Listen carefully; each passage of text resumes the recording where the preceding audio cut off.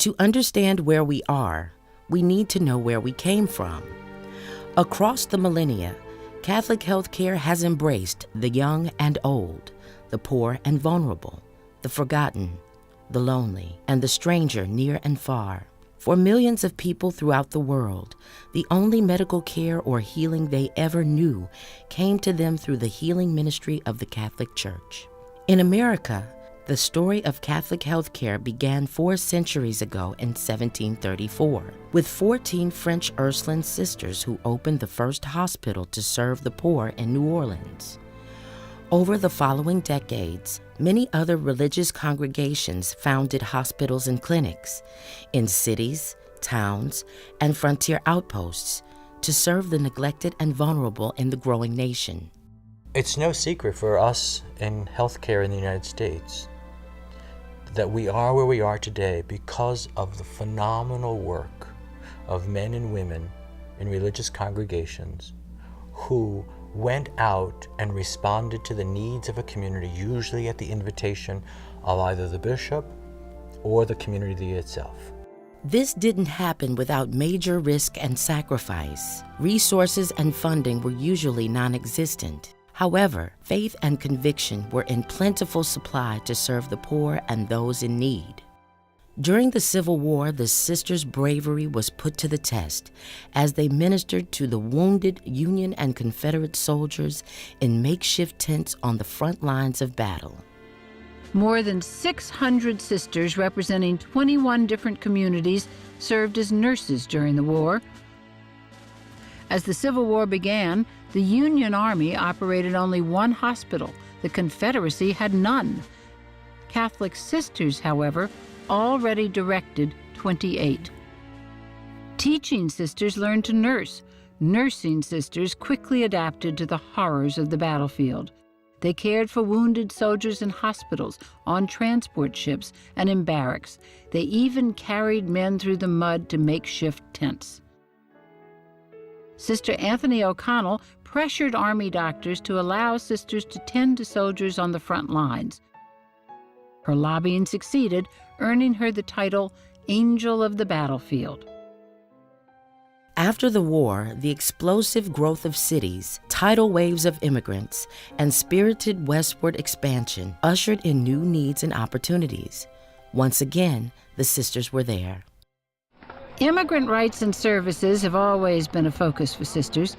In the late 1800s, Italian immigrant Francis Cabrini worked in New York City to help the Italian community, often suffering in dire circumstances in unsanitary city tenements. Mother Cabrini was a frail, little, all the descriptions of her talk about how little and how small she was, and yet she stood up to bishops, demanded that money to open her institutions. She was terrified of drowning. She had almost drowned as a child, and she crossed the ocean 28 times. I think about the courage that took, and I think about financially how little resources they had and how they built vast institutions. Elsewhere in the country, sisters responded to waves of epidemics and disasters by rendering skilled nursing care with compassion. Working for little or no pay, sisters risked their safety often as entire towns evacuated, leaving only the sick behind.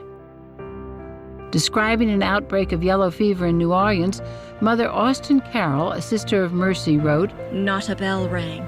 Not a note of music. The very songbirds have deserted us."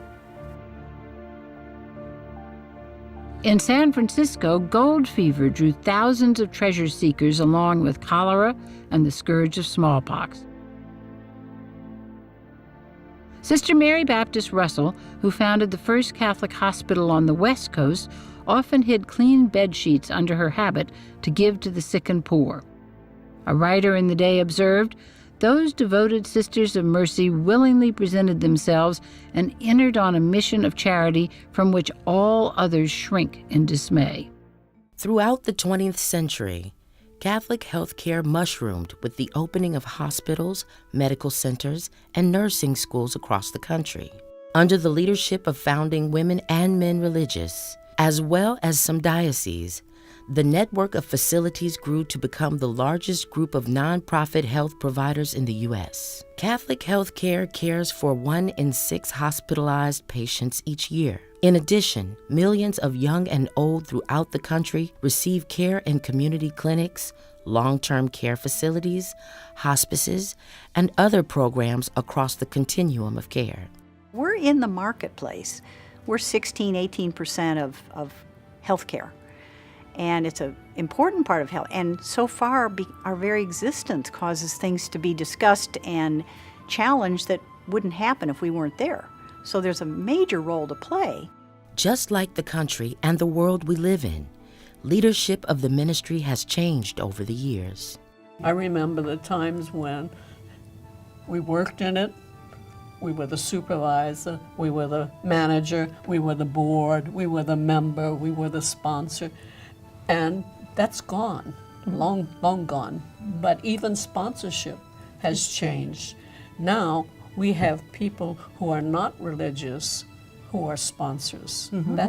That's a call to them to take up where we left off. And hopefully we can help develop them, as you say, for the future. That's a challenge for them. When we were sponsors, the sisters themselves were the sponsors. We never even thought about that as a special calling, as a very special gift and calling that we had. Now that we're able to enable other people, we're in a position where we're trying to encourage and enable and assure that they have the gifts, the education they need. That certainly is very enriching to us. Looking backwards, makes it so a gift to know that we had this gift of sponsorship, which we never even thought about. We never referred to it. We never talked of ourselves as sponsors until we began to go into systems and we began to encourage the participation of lay people in the ministry. My understanding of sponsorship has evolved over a period of time. If you all recall this, that prior to Vatican II, we thought we owned and we operated all of our ministries. And after Vatican II, we found out, no. We were stewarding a ministry of the church. And in Pope John the 23rd's encyclical on mercy, he says, every baptized person is authorized, these aren't his exact words, to carry on the ministry of the church. I thought, forget that one, it's all taken care of. That was Vatican II. Yep. Yeah. Told us that it was our baptismal right as an individual. I think that really did allow many of our congregations to step back, look at what they're doing, what they should be doing, go back to their roots and allow the laity to take over. I'm pleased that, it's time to let go.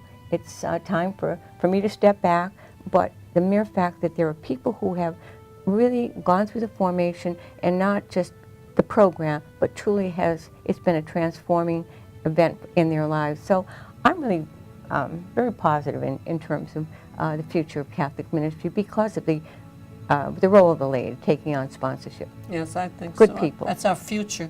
That's the future of the church. We may go, the church will perdure.